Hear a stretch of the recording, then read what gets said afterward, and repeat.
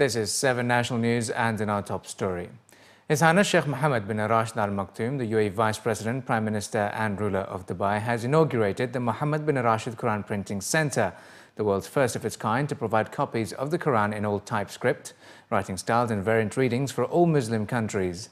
The annual capacity in the first phase will reach 6 million copies and 16 million copies in the next phases, utilising the facilities of Masar Printing and Publishing in Dubai.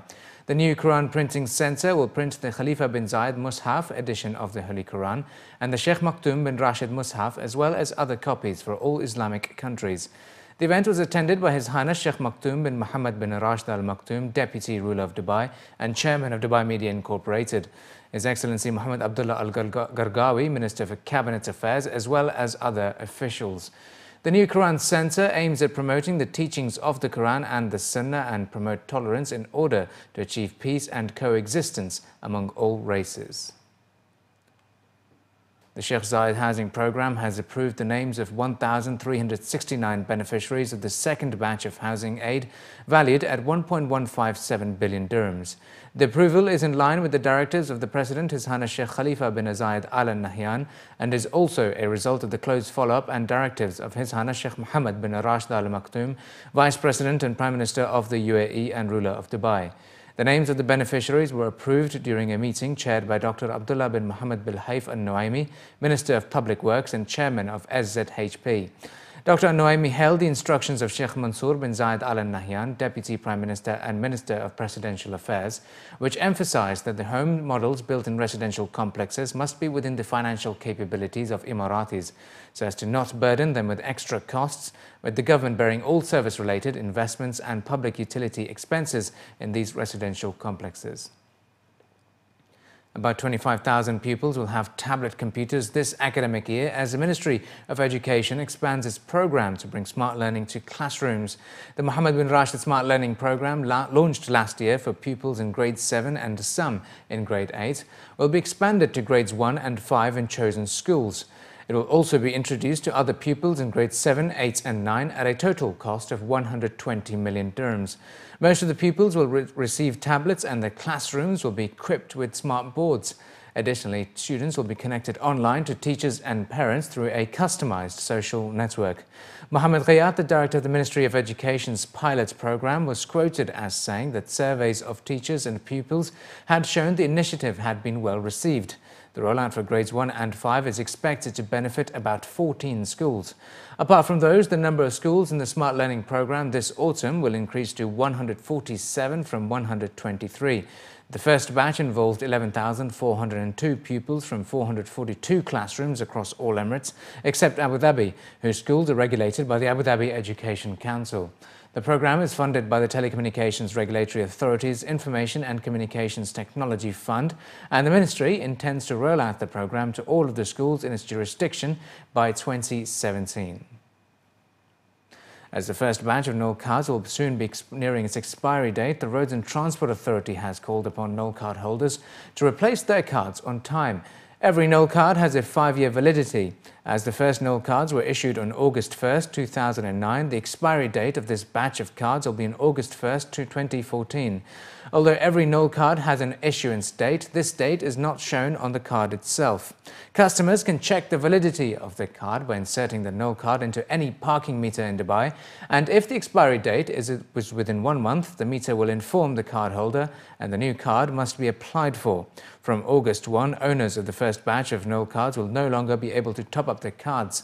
They will be able to use their Nol card to pay for their trip as long as the balance exceeds the minimum required. An expired silver or blue card should have a minimum balance of 5 dirhams 80, while gold card holders should maintain a balance of 11 dirhams 60 on their expired card in order to be able to check in, and a minimum balance of 2 dirhams 90 applies to personalized blue card holders. Regardless of the balance on the expired Nol card, the card holder will be able to transfer the amount to a new Nol card. It is expected that 46,000 Nol card holders will be affected by the expiry in August, as statistics suggest that this figure represents the number of active Nol card holders that had purchased their Nol card in August 2009. And additionally, the Roads and Transport Authority has announced the timings of all of its services during Eid al-Fitr holidays, including the timings for the public transport. From Sunday, the 20th of July to the 27th of July, the RTA has announced that all paid parking zones in the Emirate will be free of charge, except for car parks at the fish market and multi-level parking terminal.